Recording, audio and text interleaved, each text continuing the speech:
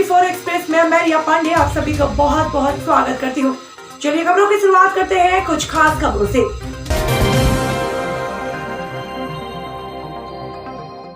हापुड़ की traffic police ने auto ड्राइवरों के बीच नुक्कड़ सभा का किया आयोजन। ली गई शपथ 300 छात्र छात्राओं को भी किया गया जागरूक। हापुड़ की ट्रैफिक पुलिस ने ऑटो ड्राइवरों के बीच नुक्कड़ सभा का किया आयोजन। ली गई शपथ 300 छात्र छात्राओं को भी किया जागरूक। हापुड़ में लगातार हो रही सड़क दुर्घटनाओं को लेकर कप्तान संजीव सुमन द्वारा दिए गए निर्देशों के अनुसार सड़क दुर्घटनाओं को रोकने के उद्देश्य से यातायात जागरूकता महा अभियान के अंतर्गत ट्रैफिक पुलिस द्वारा यातायात के नियमों की जानकारी उपलब्ध कराने और यातायात के नियमों का पालन करते हुए होने वाली दुर्घटनाओं को रोकने के लिए छात्र छात्राओं और ऑटो रिक्शा सहित ई रिक्शा चालकों को दिलाई गई शपथ किया गया जागरूक। हापुड़ कप्तान संजीव सुमन के निर्देशानुसार क्षेत्राधिकारी यातायात SN वैभव पांडे के निर्देश में कार्य करते हुए यातायात पुलिस से राकेश शर्मा और विजेंद्र पाठक ने शहर में जगह जगह चौराहों पर ऑटो रिक्शा से लेकर ई रिक्शा चालकों के बीच नुक्कड़ जागरूकता का कार्यक्रम करते हुए यातायात नियमों का पालन करने की दिलाई शपथ। 300 छात्र छात्राओं को भी स्कूल में पहुंचकर सड़क पर होने वाली दुर्घटनाओं को रोकने के लिए अवगत कराया। हापुड़ से मोनू मसूदी की खास रिपोर्ट। जामताड़ा के प्रखंड कार्यालय के सभागार में पंचायत समिति की बैठक प्रमुख अंजना हेम्ब्रम की अध्यक्षता में की गई। इस दौरान सभी सदस्यों ने अपने अपने पंचायत के विकास कार्यों को लेकर अपना अपना पक्ष रखा। करीब 2 घंटे तक चली इस बैठक में पंचायत समिति की मद को 15वें वित्त आयोग के ग्रांट को लेकर चर्चा हुई। साथ ही पंचायत समिति विकास योजना तैयार करने के विषय में भी विस्तृत जानकारी दी गई। जामताड़ा के प्रखंड कार्यालय के सभागार में पंचायत समिति की बैठक प्रमुख अंजना हेम्ब्रम की अध्यक्षता में की गई। इस दौरान सभी सदस्यों ने अपने अपने पंचायत के विकास कार्यों को लेकर अपना अपना पक्ष रखा। करीब 2 घंटे तक चली इस बैठक में पंचायत समिति के मद को 15वें वित्त आयोग की ग्रांट को लेकर चर्चा हुई। साथ ही पंचायत समिति विकास योजना तैयार करने के विषय में भी विस्तृत जानकारी दी गई। वीडियो महेश्वरी प्रसाद यादव ने समिति सदस्यों को बताया कि जिस तरह ग्राम पंचायतों के अपने वार्डों के कार्यों की लिस्ट उपलब्ध करवाएंगे, इसे पंचायत समिति की कार्रवाई में दर्ज किया जाएगा। योजनाबद्ध तरीके से पंचायत के विकास कार्य होंगे। आरिफ हुसैन की रिपोर्ट। हमारे आज नारायणपुर प्रखंड में पंचायत समिति की बैठक बुलाई गई थी। हमारे जो त्रिस्तरीय आवंटन राशि जो भेजा गया है उसके जानकारी हमारे प्रखंड विकास पदाधिकारी को ने दिया। इनके जो कार्य हैं अभी प्रारंभ नहीं हुआ है। प्रारंभ होने के लिए भी 1 सप्ताह का टाइम दिए हुए हैं और 1 सप्ताह के अंदर शुरू हो जाना चाहिए। हमारे जितने पंचायत समिति सदस्य बनाए थे उन्होंने अपना योजना दे दिए हैं। कल तक वो जिला में भेज दिया जाएगा। दिनांक 9/11 पंचायत समिति की बैठक आयोजित की गई थी, जिसमें त्रिस्तरीय पंचायत समिति का कुछ आवंटन प्राप्त हुआ था। उसके विरुद्ध में 1 माह पूर्व में हम लोग योजना चयनित करके पंचायत समिति में पारित किया गया था, किंतु उसमें गाइडलाइन के अनुरूप योजना पारित नहीं होने के कारण आज पुनः पंचायत समिति की बैठक बुलाई गई थी। इसमें पंचायत समिति में सारे पंचायत समिति सदस्य आए हुए थे। वे अपने अपने पंचायत में गाइडलाइन के आधार पर योजना चयनित करके दिए हैं। प्रखंड विकास पदाधिकारी से आदेश प्राप्त हुआ है कि 1 सप्ताह के अंदर धरातल पर ये सारी योजना का कार्य प्रारंभ हो जाएगा।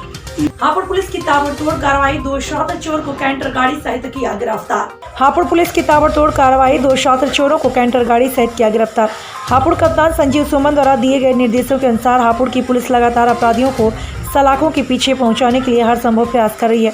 लोगों को सुरक्षा व्यवस्था मुहैया कराने के उद्देश्य से लगातार क्षेत्र में चेकिंग अभियान चला रही है और गश्त कर रही है। मामला जनपद हापुड़ के थाना बाबूगढ़ क्षेत्र का है, जहां 2 दिन पहले कैंटर गाड़ी का शीशा तोड़कर चोर गाड़ी चुराकर फरार हो गए। तभी से ही थाना इंचार्ज सोमवीर सिंह कर रहे थे चोरों की तलाश। आज मिली सफलता। मात्र 48 घंटे के अंदर कैंटर गाड़ी को बरामद कर शातिर चोरों को पहुंचाया सलाखों के पीछे। कप्तान संजीव सुमन की पुलिस लगातार एक्शन में। मोनू मसूदी की खास रिपोर्ट। थाना बाबूगढ़ पुलिस ने बरामदगी की, क्या बरामदगी, इसमें कितने अभियुक्त गिरफ्तार हैं? थाना बाबूगढ़ की पुलिस जो वहाँ के इंस्पेक्टर सोमवीर सिंह हैं, उनकी टीम द्वारा 2 चोरियों का खुलासा किया गया है। एक चोरी 6 तारीख को हुई थी, कार का शीशा तोड़ करके 1,40,000 रुपया चोरी हुआ था। दूसरी चोरी कुचेश्वर चोपड़ा से 7 तारीख को हुई थी, जिसमें दूध का एक कैंटर था, वो चोरी किया गया था। दोनों चोरियों को मात्र 48 घंटे के अंदर इनकी टीम द्वारा खोला गया है और साथ ही साथ इसमें 100% माल की बरामदगी हुई है। दूध का कैंटर बरामद हुआ है, इसमें 3 अभियुक्त गिरफ्तार किए गए हैं। इसके अतिरिक्त 1,23,000 रुपया दूसरी चोरी का बरामद हुआ है, उसमें 2 अभियुक्त गिरफ्तार हुए हैं। इनकी टीम ने मात्र 48 घंटे में दोनों केसेस का खुलासा किया है।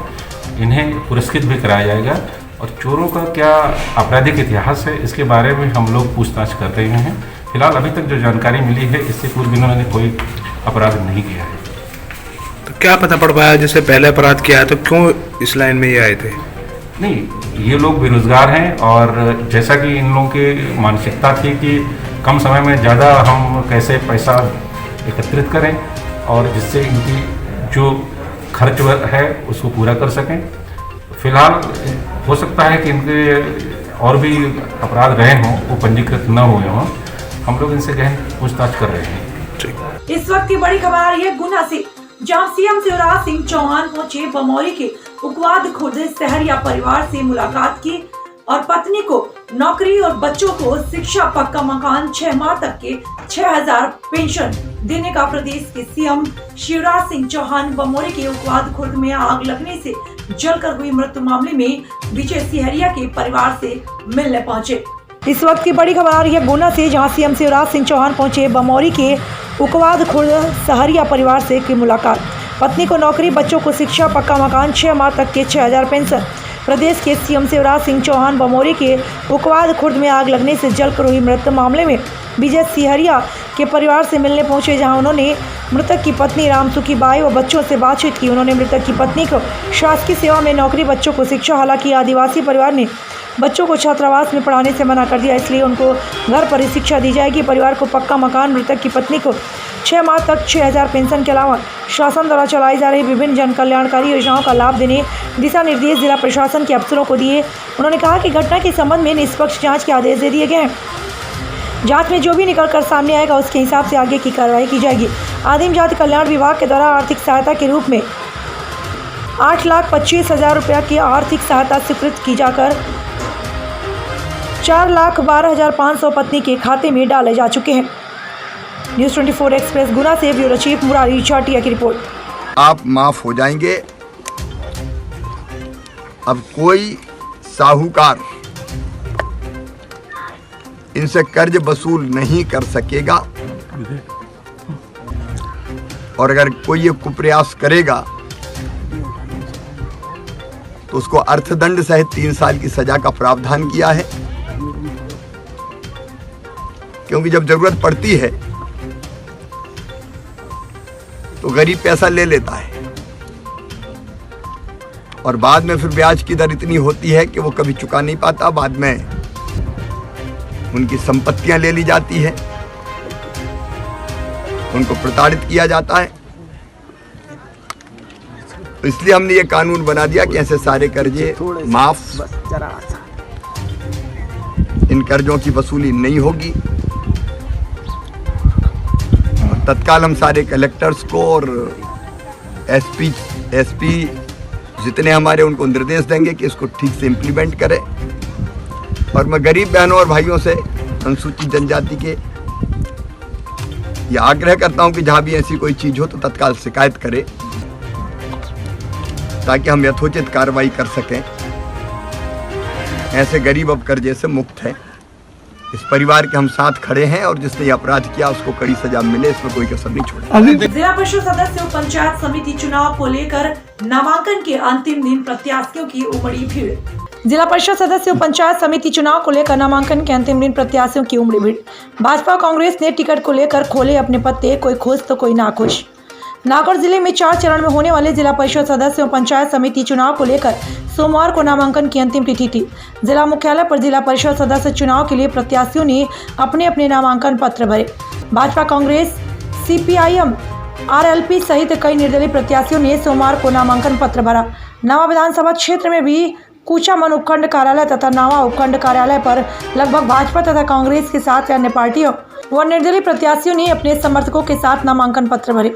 कुचामन रिटर्निंग अधिकारी बाबूलाल जाट ने बताया कि कोरोना महामारी के चलते सभी से सरकार की गाइडलाइन का पालन करने के लिए निर्देश दिए गए, लेकिन जिस तरह उपखंड कार्यालय में आवेदन के दौरान तो कोरोना गाइडलाइन का पालन किया गया, मगर बाहर परिसर में लोगों की भीड़ दिखाई दी।